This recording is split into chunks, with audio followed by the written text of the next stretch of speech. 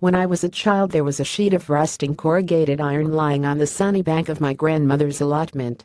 If I lifted it quickly, I could often find a slowworm resting underneath. It would lie there, startled by the sunlight for a moment, then glide away, like a flowing column of mercury, into the hedge. I have been an inveterate lifter of rusty corrugated iron sheets ever since, but although they are well-recognized hiding places for these elegant reptiles, I've rarely been lucky. This morning's discovery of a slender beauty lying outstretched, in plain view, on an asphalt road was a delightful surprise.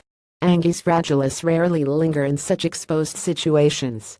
A slender beauty lying outstretched, in plain view, on an asphalt road photograph filled gates. At first we thought it was dead, but there was no obvious injury. It seemed to be in a trance, making no effort to escape, when our shadows fell over it.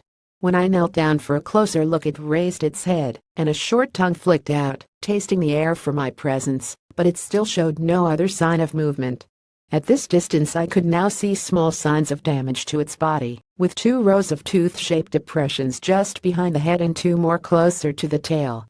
Evidently it had been in the jaws of a predator recently, perhaps a fox, and had escaped.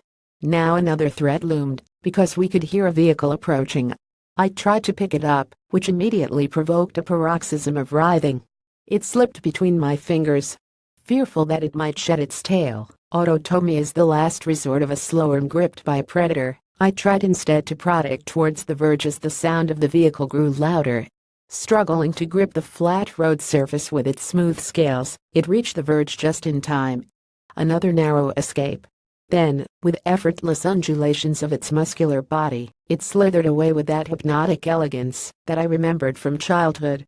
Within a few seconds the tip of its tail had disappeared under the thatch of drying grasses, and, search as we might, we could not find it again.